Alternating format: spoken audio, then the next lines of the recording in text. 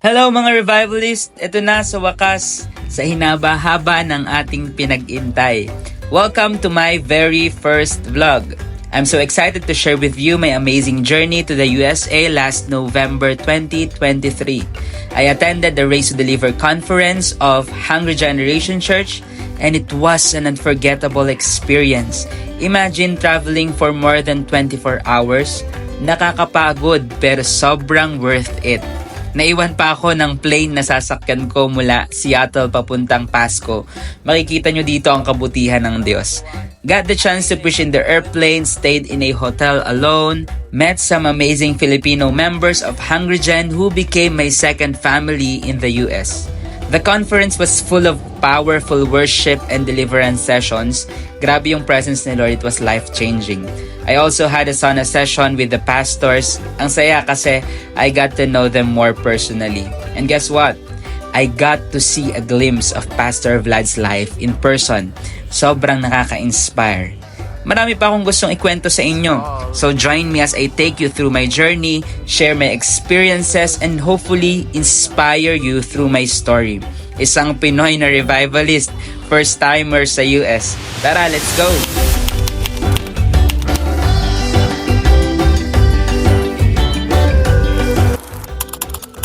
We are getting married sa December 2023 kaya preparing ang aking mga pangasawa ng aming invitation habang hinahatid nila ako patungo sa airport.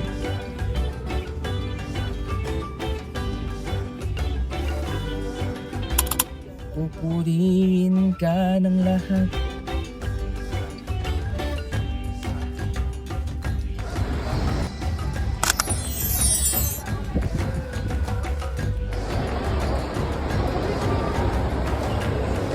I'm here right now at NAIA Terminal 1 at nag-aantay tayong mag-open ang ating flight.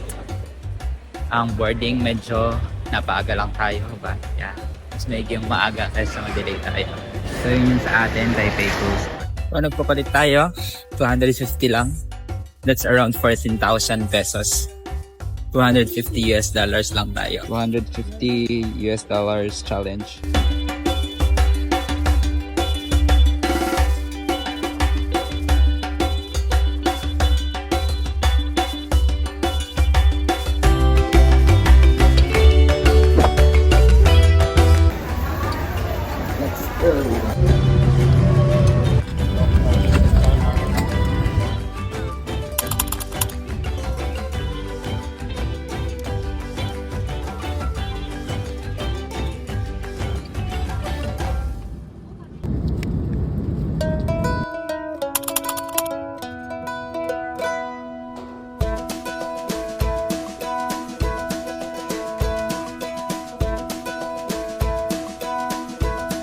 So we are here right now sa Taiwan, sa Taipei. 10 hours ito, mahabang biyahe.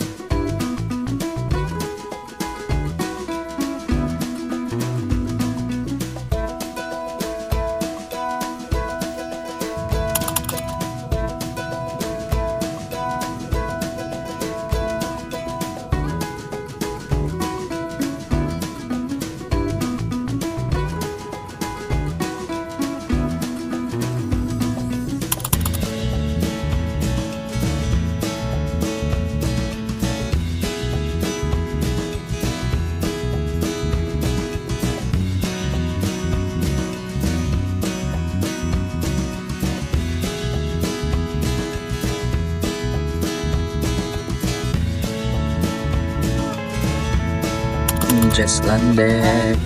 Let's go. When I found Jesus, I know I have everything. And I hope that as you heard this is the time to having a relationship with Jesus, to repent of our sins, and to make Him our personal Lord and Savior. Thank you guys for listening. God bless everyone. The Lord loves you. Just landed here. Let's go. We are here. Ang lamig dito. Si Ate Jen. From Bohol, resident siya dito. Hi vlog! Hi vlog! Let's go. Si Miss Melva from CCF, which is airplane. Hello po. Immigration tayo guys. Pagpasok natin sa US.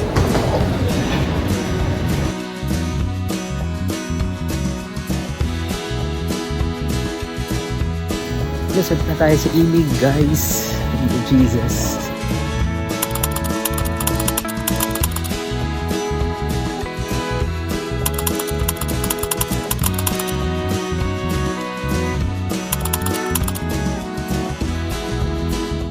So tatakbo na ako kanina. Mukha ako nasa movie na hinahabol ko yung flight. Tapos pagdating ko, ang dami pang train na sinakyan. Nakadalawang transfer ako. Tapos pagdating ko, sabi nung nasa customer service, the plane was gone. In short, madramang tagpo yun.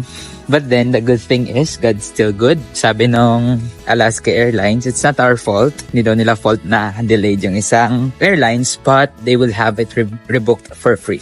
So in short, na-rebook naman. Earliest flight ay tomorrow, 9:30 a.m. So I'm gonna stay here for this night dito sa airport. And then we'll fly to Pasco tomorrow, 9:30. Pastor Ivan of Hungry Gen will pick me up. So have a good night, guys. Good night ko ngayon dito sa Philippines umaga.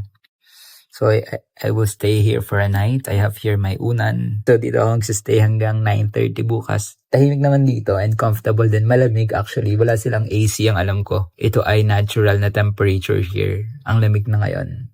So November daw ay mag-snow na dito. Hindi ko lang alam kung maabutan ko kasi mabilis na ako dito.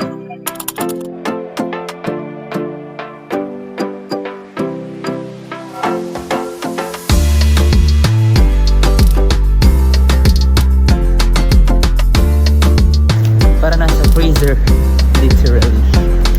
Grabe, sobrang lamig sa labas.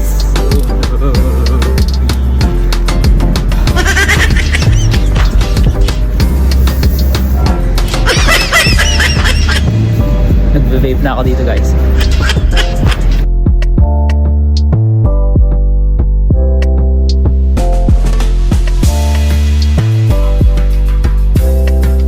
Tag tayo ng window. Yay!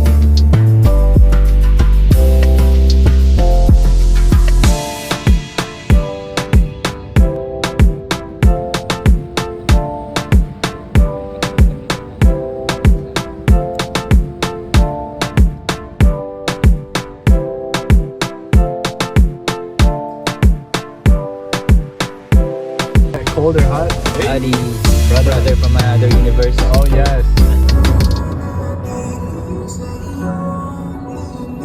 Lilim is his favorite song. Tagalog Hallelujah. song. Come on.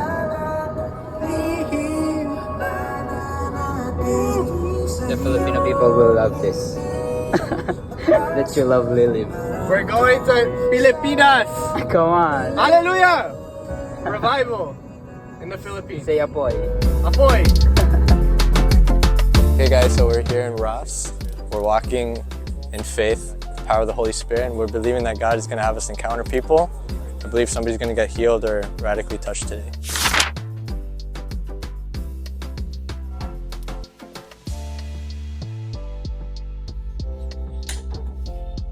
It's 6:55 a.m. Ang dilim pa dito.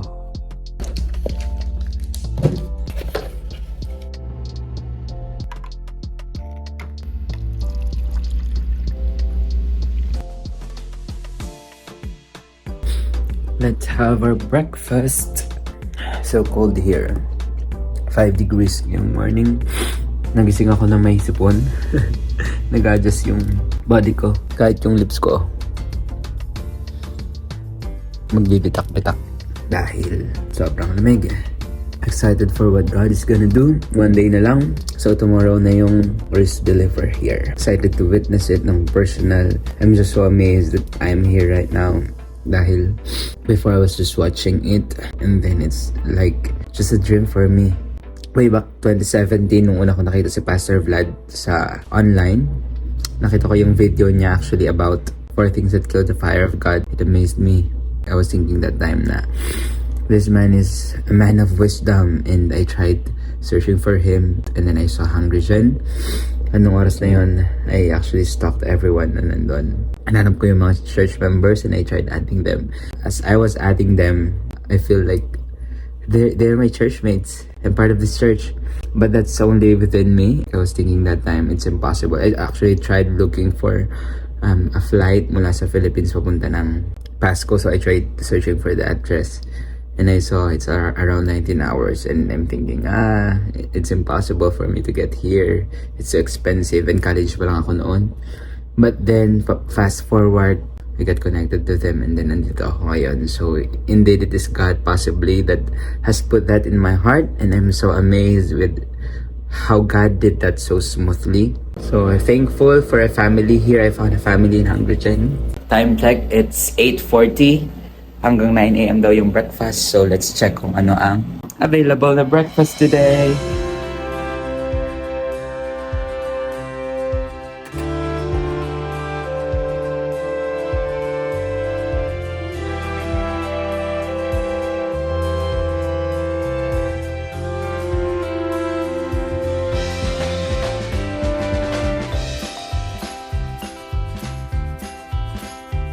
Oh, it's not a chorus of angels. So, let's go. It's lunchtime. Time check. It's 11:30.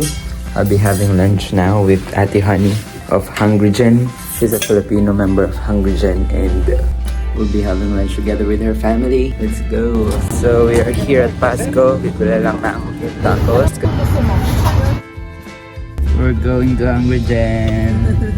Kadating na ako ng Hungrigen after many years. Yes, praise God.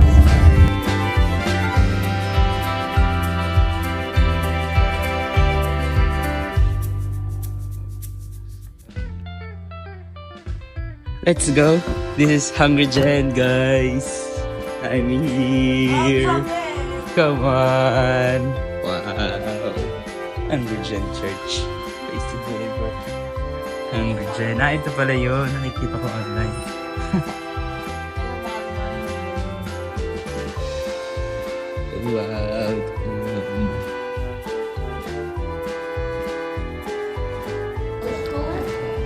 Wow. Oh, hi, Jen. How are you, my friend? Nice to meet you. Wow. And this is your... No, I'm here. Okay. Church pastor, Okay, yeah. nice to meet you. Yeah. Nice to meet Filipino you, AJ. friend. Nice Yeah. to meet you, Okay. Pastor.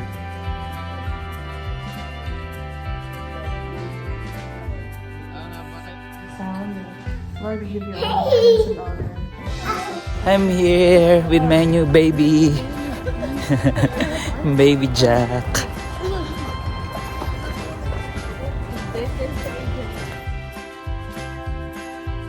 Nakakita kami ng coins ni Jack. At nakakita si Jack ng candy. Tuwang-tuwa. Tuwang-tuwa si Jack. Dahil gusto niya ng candy. Go, do it. Wow. Yan. Yeah.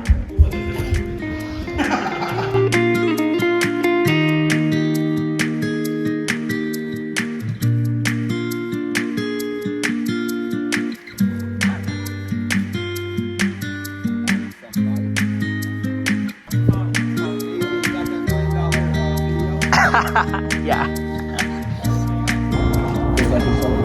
Nakakaliyo. Ang tibay ng Pastor Ilyo. Going home. So guys, I am home now. I've had a long day today. Ate Honey Grace, na-meet ko siya today. The Filipina na resident na dito. Amazing yung testimony that they have and welcome nila ako sa family nila. Even sina Tita Imelda, Tito Eddie, yung parents ni Ate Honey. They're almost 60 and they're still working here. Nag-a-adjust pa din yung katawan ko. May time tatamaan ako ng antok bigla. Tapos pag minsan naman di ako makatulog. Alam ng katawan ko pag morning sa atin. Alam mo din ng katawan ko pag gabi na sa atin. Arrest naman ako ng maayos. Ng ilang times, 3 times. And before ako magpunta dito sa hotel, nag-text si Pastor Martin na we will be having sauna. Gusto niya akong invite. So kami ay nag-sauna tapos cold plunge. Grabe. Yung sobrang init na init ka dun sa sauna tapos biglang sobrang lamig naman. Leo ako after. Excited for tomorrow. Bukas na yung conference. It's the big day. So join me guys tomorrow. Bye for now. Life here in America is really different. Amazing lang na ma-witness lahat ng to. This is the reason actually why Pastor Vlad told me na we have to be here dahil we will witness the culture which is really different. Very fast-paced yung lahat. The people are really goal-oriented. Walang tambay lang or complacent lang. Complacency here is not really a thing dahil yung mga tao ay they wanna achieve something, and if dito ka makakatira, mapupush ka talaga na mag-earn, mag-work. Mostly here ay hindi lang isa yung work, they have a lot on their plates, like meron silang business on the side and other side things that they do to earn money. So kaya yung mga tao talaga is really successful, they're getting more successful. Siguro tulad ng sinabi sa Bible, ang mayroon ay magkakaroon pa, ang wala ay mawawalan pa. Sobrang kakaiba yung culture dito, and even how people entertain people. So, nakita ko nung isang gabi na nag-evangelize kami ni Adi.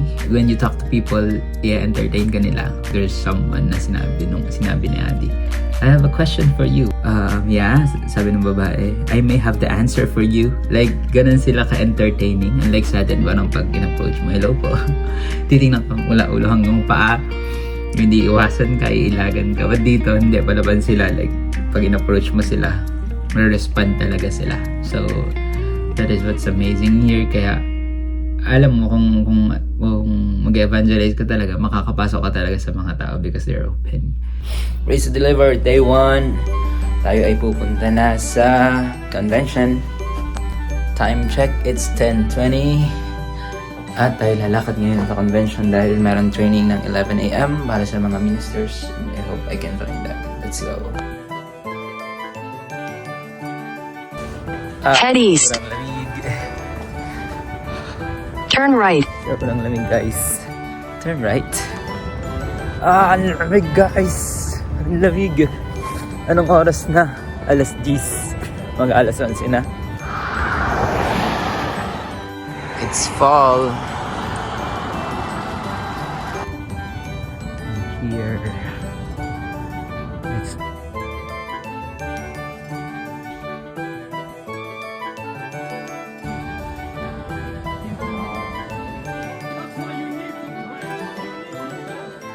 worship Him with instruments. We worship Him with our lives. We worship Him with our souls, and we worship Him with good words.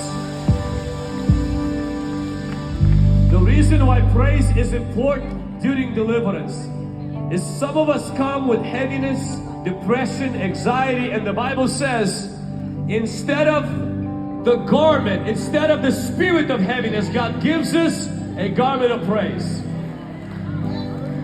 So what I'm going to do right now, I want every hand raised from the back to the front.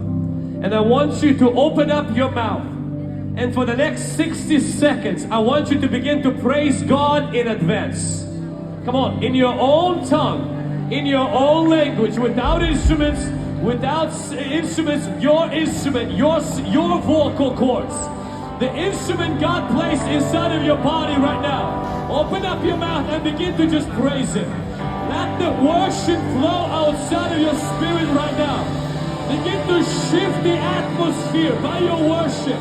If you are filled with the Holy Ghost, begin to praise God in tongues.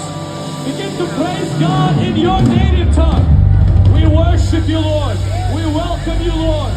We believe in you, Lord, that this weekend will be a weekend of miracles. That this weekend will be a weekend of signs and wonders. And this weekend will be a weekend of deliverance. Good morning, guys. Ang ganda ng buhok ko. It's day 2 of the conference. Maaga yung start ngayon. It's 7:30 here right now. So mag-breakfast lang tayo and then go na doon sa convention dahil 9 ang start. Naka-hungry chan shirt ako ngayon. Habang paalis ako ngayon, I received a message from Tita Emerda. They're offering a ride. Sabi ko naman okay lang kasi sarap maglakad dito. Very caring. Pamilya ko talaga sila dito. Kakaulan lang. Buti na lang tila na. Nung nakakilala ako sa Lord, there's something within me. I wanna go to different places. And nagkakaroon ako ng glimpse, parang vision, glimpse na nasa hotel ako, tapos ibang lugar, desire that God has been planting in me. So fast forward, na yung mga bagay na nilagay ni Lord sa heart ko 8 years ago. It's happening now. Kasi may time na nakikita ko yung sarili ko, nasa hotel ako mag-isa. because I have a mission trip. I don't know what comes ahead pa, pero God is so faithful.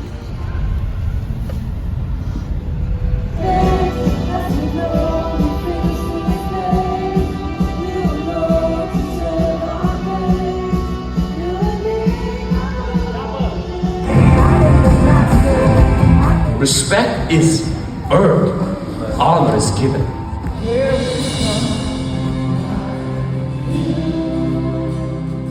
It's lunchtime. Kakatapos lang ng first session. Pinag-iwala yung mga pastors and leaders and churches at yung common na crowd. So nag-inner healing sina Pastor Ilya sa common na crowd, and then dun sa pastors dahil napasama. Powerful. The impartation, the teaching, the presence of God. So amazing. Maxi! Ito oh. My family here in Washington. We are here sa new building. Tita Aimee, hello. Hi! It's raining. Hindi pa, video. Ano ba ito? A raincoat. Raincoat, wow. Grabe, sobrang thoughtful nila. Magpapaampo na ako sa kanila, guys. Laki.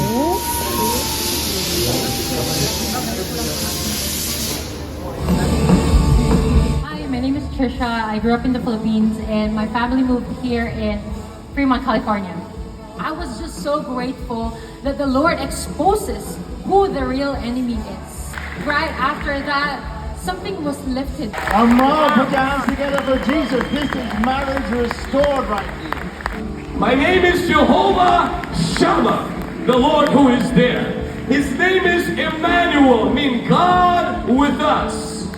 Go into all the world and make disciples of all nations, baptizing them, teaching them. And he says, and lo, I am with you always. In the hard time, in the hellish time, in divorce, when you're alone, when you're rejected, when you're sacked, when you are waiting, when everybody else gets promoted, when it seems like you've done your best and nothing is turning around, the Lord is with you. Through the family, right now you're coming out. In the name of Jesus, I command you, out! Out! Very powerful moment today. Powerful ang picture ni Pastor Vlad. Grabe yung presence.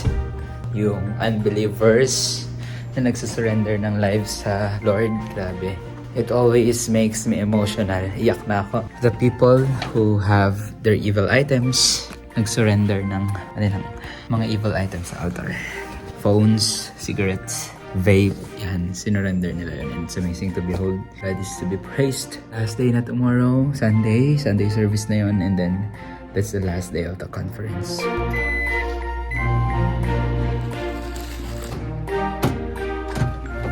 It's day 3 of the conference. Good morning, everyone.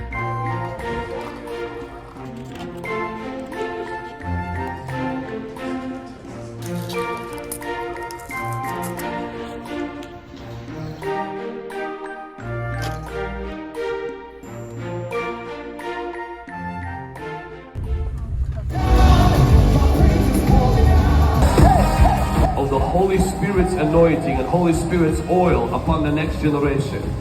And they will not go and smoke and drink, but they will go and heal the sick and cast out demons.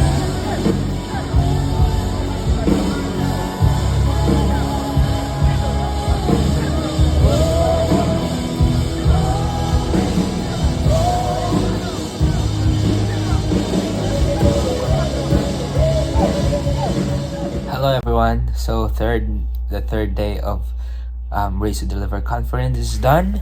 It was a powerful day. Amazing ang ginawa ng Lord.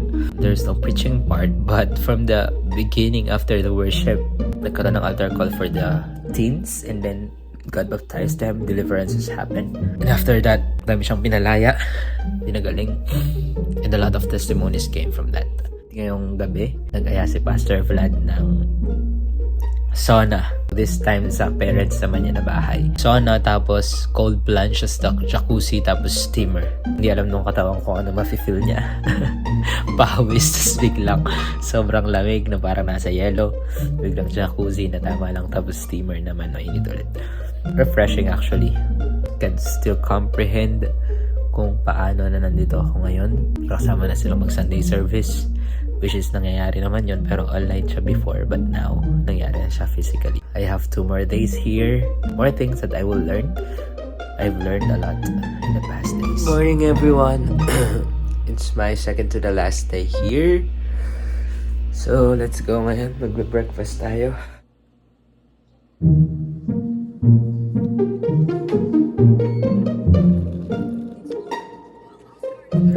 Hello.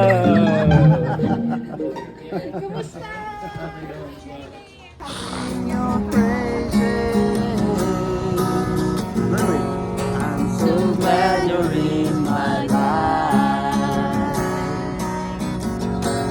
I'm so glad you came to save us. You came from heaven to earth to show the way, from the earth to the cross. My debt is paid, from the cross to the grave, from the grave to the sky. Lord, I lift your name on high. Good morning everyone. This is my last day dito sa US. So messy.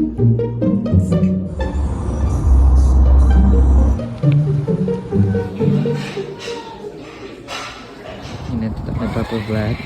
Bye-bye, Papa Vlad.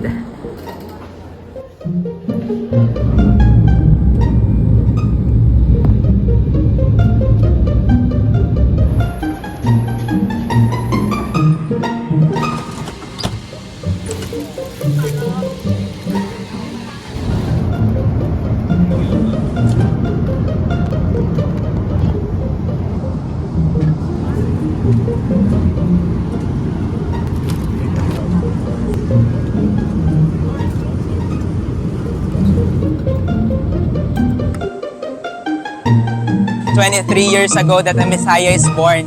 His name is Jesus, and that's why he is born, is because he wants to save us from the eternal punishment of hell." Let's keep praying, read your Bibles. God loves you. Take care. Have a safe trip. So we are now here in Taiwan. Medyo mabilis lang yung pagbaba. Kaya saglit lang tayo nakapag-share. Anyways, I believe na si Lord yung nagtanim sa heart nila, yung truth na yun. This trip reminded me that God can take you anywhere if you're willing to obey Him. At minsan, the destination is not just a place, it's a deeper encounter with Him. Thank you for joining me in this journey. I hope this vlog inspired you to trust God more and follow His leading kahit minsan mahirap o nakakatakot. Don't forget to like, share, and subscribe for more stories of faith and revival. It's AJ here, and remember, we are raised to deliver.